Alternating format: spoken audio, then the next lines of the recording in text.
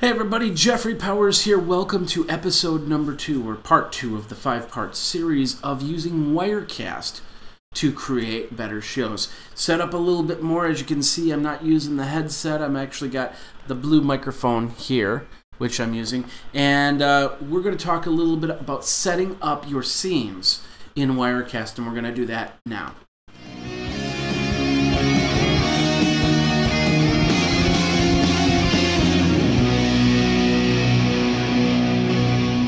Of course, this show is brought to you by Citrix and GoToAssist. Go over to gotoassist.com/podcast or go to gotoassist.com, click the Try Free Now button and choose podcast, and you can get a 30-day free trial of this great software to control people's screens, to solve their problems, and to train them and to work a lot better in the IT field. Put it into your IT toolbox. Put it into your training toolbox, because it's a great tool for trainers. Because you can, let's say somebody says, how do I use Wirecast?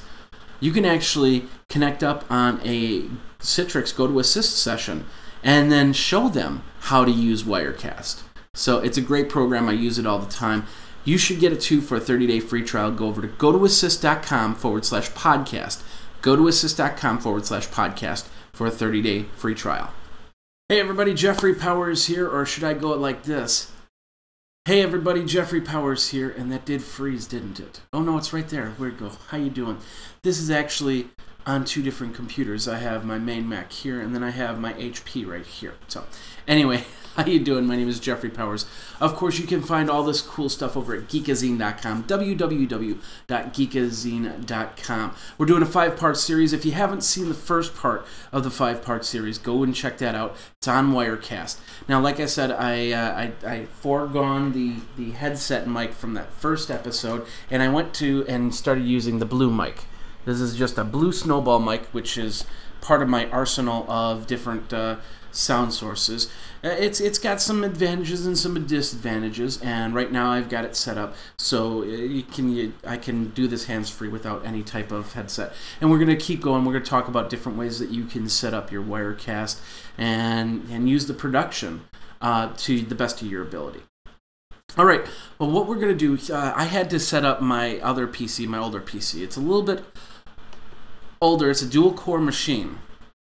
So you're seeing a little bit of frame rate issues here because it's also on the HP camera, and I think that's only running at 15 frames a second as opposed to 30 frames a second on here. So up in the corner here you see the Mac webcam, and over here you see the HP webcam. So, but you see the dual me right here, and I'm only doing this to show you how to set up scenes because it's a little bit difficult to do it on one computer.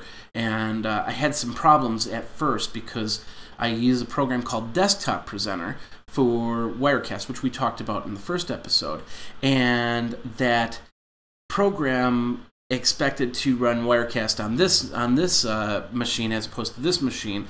And so I had to do a little bit of fidgeting, but I got it to work. As you can see, it's going back and forth. Now, when you get Wirecast, you basically come with one shot, and that's the blank shot right there. And there's nothing there. You got to add stuff. And that's where all these buttons come in up here. And it's the same, they're the same buttons that you'll see over in over on the Mac side. This one allows you to add all your webcams.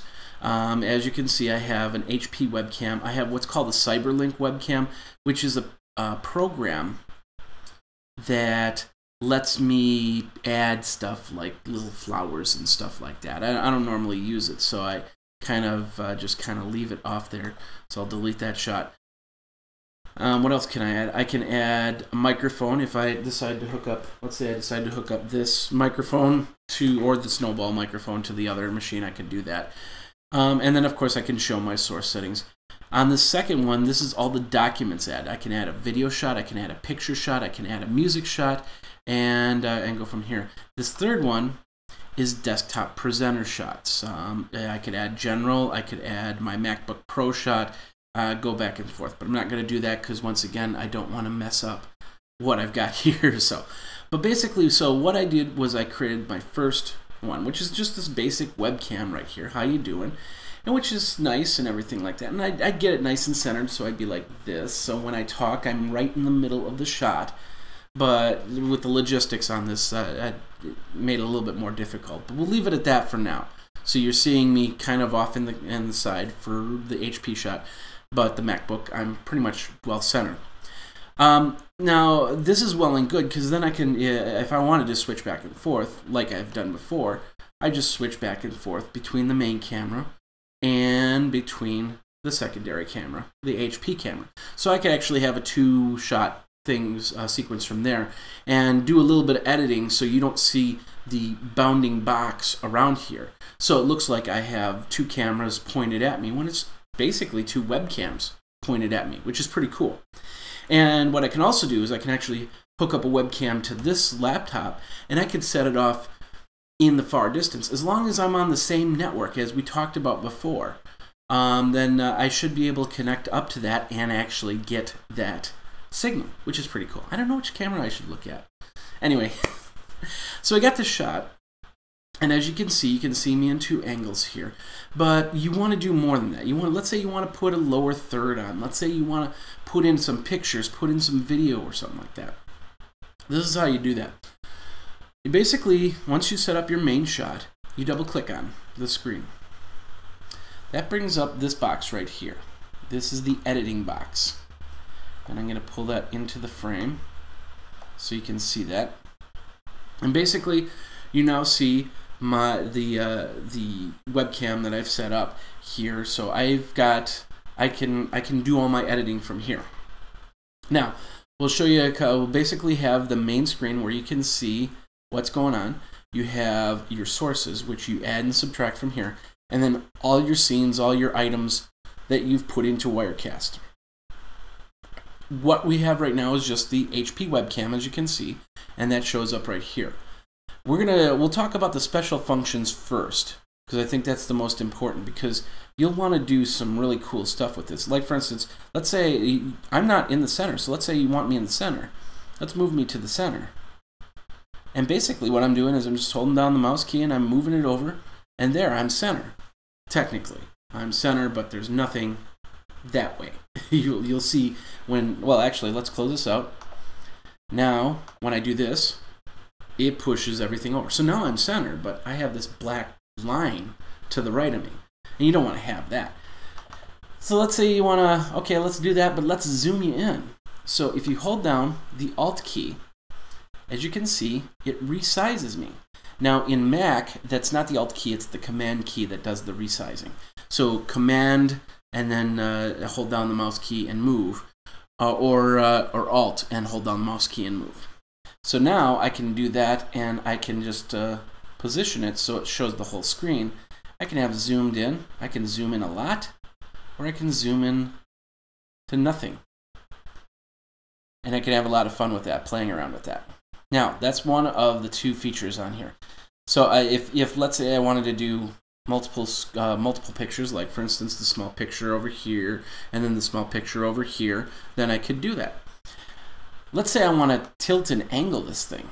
That's where the control key comes in. And it's control key on both of them. As you can see, I'm moving, I'm flipping. I can even reverse my picture.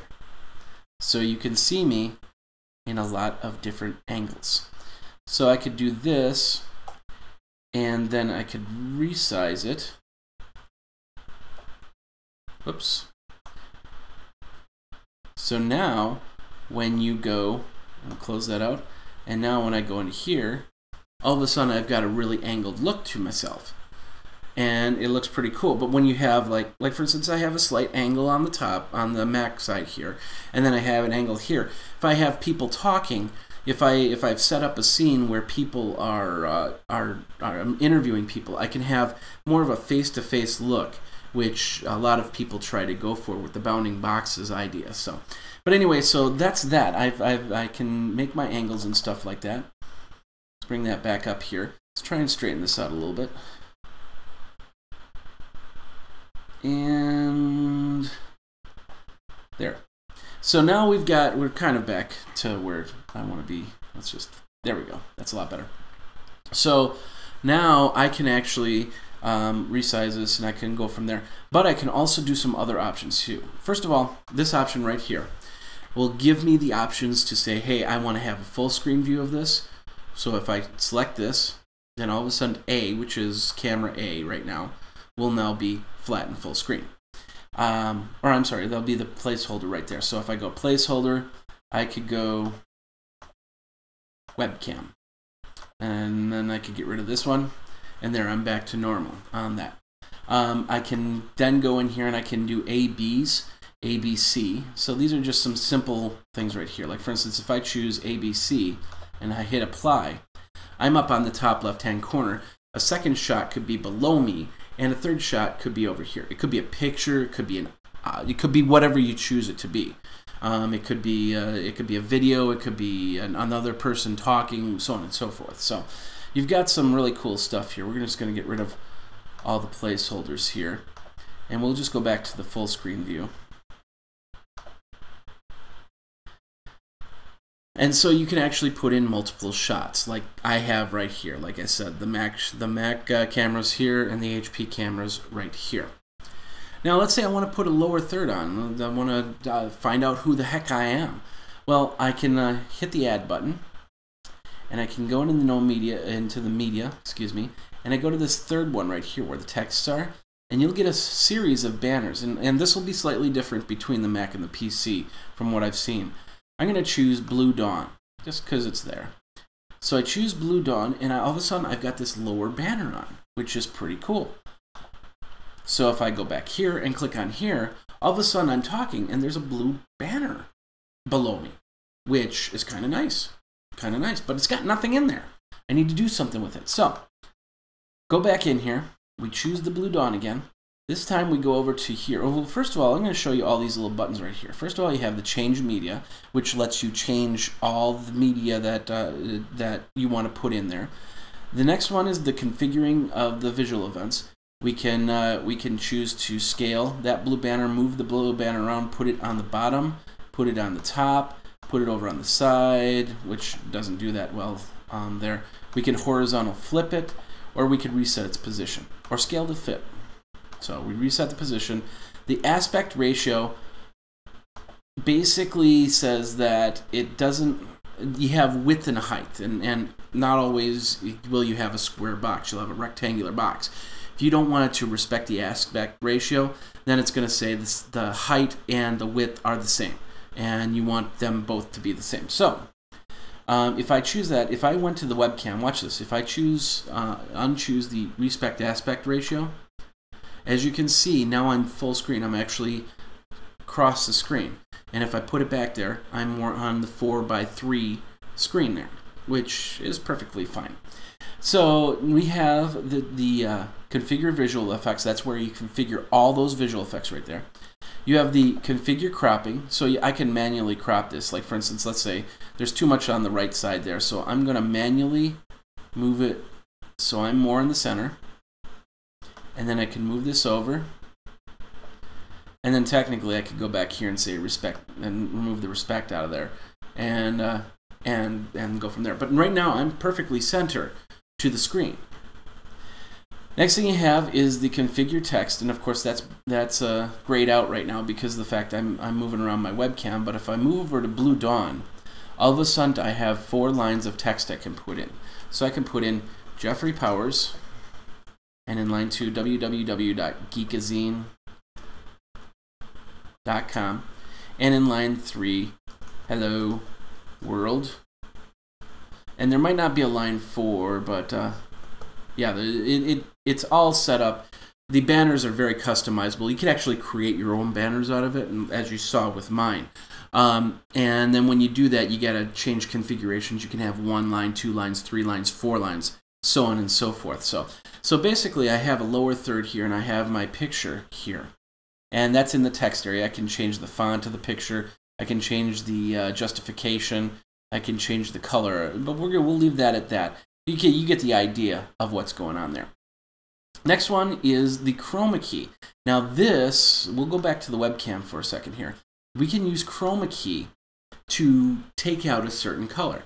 Now I don't have any green behind me, but if I was to do a green screen, I would put the chroma key to green, and of course I wouldn't wear any green on me, and then I could turn around and I could actually cut out the background to put in a different background. Like, let's say I'm walking down the streets of Paris or something like that. So of course when you do a chroma key, you want to have sufficient lighting and with minimal shadowing, and to make the effect work a lot better. So, and of course you can choose different colors. Like, for instance, I can choose this, and all of a sudden, hey, look, my shirt's gone. And then, of course, I put another picture in the background, and you can see that from there. So I'm Zombie Man. Anyway, so that's the chroma key feature. We go over here. We have how we want this all to slide in, slide out, and then basically, it's not the scene that's sliding in and sliding out. It's the source that's sliding in, sliding out. So I can actually say from this webcam, I could go from top, and I could spin in. So the blue dawn will fade in, but the webcam will actually spin in. And then finally, we've got this. This is basically your live playback. When you have video on there, you've got to go in here and set things. Like, for instance, let's say you only want like 5 seconds of a video that you did. I could put in a video really quick, but the bottom line is, let's do that really quick. So I add a piece of media, and we'll put it down. That's what these buttons down here are for. You have the plus to add, minus to remove, as you can see. So we add, and then you have up and down, where you want it in there. Because, of course, if you put it in front and behind, like for instance, I'll put it behind, so the webcam will be in front of the video. So now I'll go over to my video options, and I have an old episode of Geekazine Weekly Podcast, and I'll say remove the aspect ratio. Now I'll go back over here, and I'll say, and I've got different options. The first option, if this is a camera of some sort, I would be able to say, do I want to use that microphone off of that camera? In this case, I don't, so I want to turn it off. It doesn't matter if you don't have a microphone on there, then it won't do that. But if you have like a DV camera, then you want to turn that off, or otherwise it might be filtering through that DV camera's mic. So anyway, we can adjust the sound levels. So let's say the audio for the video in there is way too high. I can adjust that to bring it down here. I can start it at a certain point, where I can move it here. As you can see, there's some of the stuff for Geek Smack right behind me, and I can start it. I can have a start point and a stop point. So I can start it right here, and I can set that to that point, and then an out point right here, and I can set that there. So that means it'll start at 3 minutes 23 seconds, and it'll end at 41 minutes 47 seconds. Now when I'm finished, I can choose to do different options. It's automatically set to default to loop, which means that it will automatically restart the video. You can choose it to hold or remove. I choose to hold, but what you can do is you can actually have a video running and then have it remove itself, and then behind it you'd have a layer like maybe a webcam or something like that to see yourself. So it's great for trying to automate some of your visuals there. So I set it to hold, and then we have a couple different different checkboxes here. First one says begin playing when media becomes live, which means when you click on the scene, do you want that media to all of a sudden start to play, or do you want it to wait till you click a button? I always have it checked, but you can uncheck it there. The other one is remember position even not when live. I usually uncheck that, and what that is when you click on that scene, it'll start from the beginning. If you have that box checked and you click off of the scene and then click back onto the scene, then it will continue where you left off. If you uncheck the box, then it'll start from the beginning. And that's what I want the video to do, is I want the video to start from the beginning every single time. So anyway, we set up our live playback. Now that's in our background, and I'm going to move that up a little bit so it's kind of center there, because this was a letterbox situation here. So now I have my webcam. I now have my lower third set up in this video. And I could do more. There's one more thing that you have to add, and we're not going to add it. We'll just add it virtually. and that is you want to add where your audio source is. If you don't add the audio source, you will get absolutely no sound. That's very important. You want sound off of your videos. So we would say, okay, I want that microphone, but of course I don't want that noise to be in there, so I'm going to remove that. I'm not going to put that in there, and then go from there. And then we could actually add more. You can do several different sources. Of course, every time you do a source, it's going to take up process. So if your computer is super powerful and can handle it, do it. But if you're running something, this machine, I would probably do I would do minimal stuff. Even though it is a dual core machine, it's still not the best process in the world, best graphics in the world. So anyway, so now I close this and I save to my configuration file. So when I open this up, you now hear my video in the background from the Geek Smack show. You see me talking in the foreground, and of course you have that lower third right there. Now, what I would normally do at this point is I would probably just mute out that audio, which do the right there. So now I can do that, and so I can switch between here and I can switch over here. Now the cool part about this, you remember that checkbox that said remember where it was live? If I wanted to, I could set it up where all of a sudden this is playing and I said, okay, there's a point where I want to cut in and talk for a minute about this. So then I click over here, and as you can see, it just spun me in there. But it would remember exactly where it was and switch over between scenes, which is pretty cool. I want to show that spin again because I forgot we did that. And there's my spin in. Is that amazing or what? So, and of course, like I said, you can do a whole bunch of different things. You can change the speed on it, so on and so forth. So now we've added a camera shot. We've added a lower third. We've added video. And can we add a lot more? Well, yeah, we can add tons more. I'm going to show you one more thing here.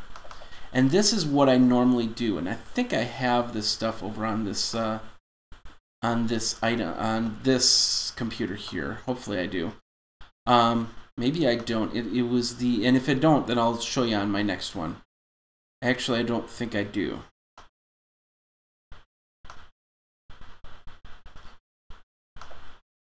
So I could put, we'll do one more thing, and that's, we'll put pictures in. We'll put in a quick picture as the camera's acting kind of funny there. I apologize for that. So let's say, okay, let's say instead of the webcam, I want to do a background. So I'll copy over my background. I gotta put it in the right area. And now, instead of the video, I could put the background, and I could set the aspect ratio on there. Now another thing I could do is I could actually do webcam over webcam. Watch this. And I've done this on my show before. You see that a lot. When I do this, all of a sudden my webcam is back there, and I can bring it up like this, move it down a little bit, and then one more thing here is up on in the configure visual effects, you have an opacity option. So I can change that opacity down to 43%. So now, when you click on this, you see me, and there's my hand. As you can see, it's flipping back and forth between two webcam shots. So if you have a 4:3 video, this is perfect because this is what media does to kind of fill in those side walls there. With either this, they'll either blur it out even more or darken it up even more. You've got some many options here. Now on the PC side, you're missing one button than you are on the Mac side, and let me show you that button. As I remembered it, I forgot to do that here. So, but anyway, there's one more button in the visual effects area, and that is this button right here. On the Mac side, this is a filter button where you can actually add in different colors, different controls. You can say, hey, I want, let's do Gaussian blur. All of a sudden, everything's blurred out in the screen. So when I close that out and go back in here, poof, I've got a completely blurred screen. So you can use that in the background, and then of course I can then turn around and I can take a second shot, put that in here, and then take it and shrink it down and put it right in the middle of the screen. So now when I do this, here I am with my screen in the background, and it looks kind of blurred, and it's kind of cool effect to it. And of course I can change all the effects there. I can change the foreground effect. With the PC that doesn't happen. You need to have a third-party program to do any type of adjustments like that.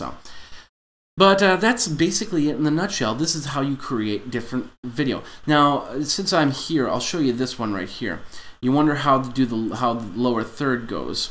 Well, what I'll do is I'll duplicate that blurry shot, and I'll bring it back in. And then, of course, I'll remove my face, and then I'll unblur this by going back over to Filters and remove the Gaussian blur. There we go. Now we're all cleared up. Now, I have a lower third, which I'll add right here, and then I'll go back over to the files. And this is a video. And I'll show you my Blog World title, because that works a little bit better. Now, I have Blog World in there. I'll say I don't want it to respect aspect ratio because I want it to encompass the full screen. Now it's got a blue area with a, oh, you're not seeing that. Apologize. Effect result will be this. And so now you can see the screen, and of course there's a lower third right there. Well, how did I do that? Well, simply, I opened up the screen, and then I went over to the file, which is an MP4, one I created. And then I go over to the configure chroma key, and I choose use chroma key. And instantly, you'll either figure it's either blue or green, one of the two primary chroma keys, and then it will take it out. Now, if I wanted the blue to go out here, I could say, I want to pick the color with the mouse, and I'm going to choose the blue. And all of a sudden, it's the exact opposite. But I want the green, so I'm going to choose there. Now, sometimes it doesn't always go in, so that's what the key threshold, the black clip, and the white clip are all about. You want to adjust these so you can turn around, so some of this stuff bleeds through. As you can see, the Blog World didn't exactly, there was a little bit of green in there, so it got taken out along with the rest of the green screen. So I can try and manipulate that back in by using the key threshold. As you can see, that changes that. The black clip, which is the dark colors, and set that there, and of course the white clip. Then again, you know, you try and you try to put it all together, and it just doesn't go 100%. And you have to go back to a drawing board and get that going. But the bottom line is, you can end up with a bottom third that's running across, like the Blog World clip, or of course my video clip right here. And that's it. That's configuring a main scene to put in a lower third, to put in more items, and get that going from there. Part 3, we're going to talk a little bit more, and we're going to get more into the putting together windows, putting together scenes, getting hooked up, and talking to people on whether it be live one-on-one conversations, or through a Skype connection, or through another type of connection. And we'll be doing that in part 3. I hope you liked it. My name is Jeffrey Powers. If you have any questions, feel free to Twitter me over at Geekazine, right there. Geekazine@gmail.com is my email address. And of course, you go over to geekazine.com and you'll get all that information right there. Thanks a lot for watching. Thanks a lot for listening. We will see you on part 3. Remember to watch part 1 to catch up on what you missed there. So for Geekazine.com, my name is Jeffrey Powers, and we will see you next time. Take care.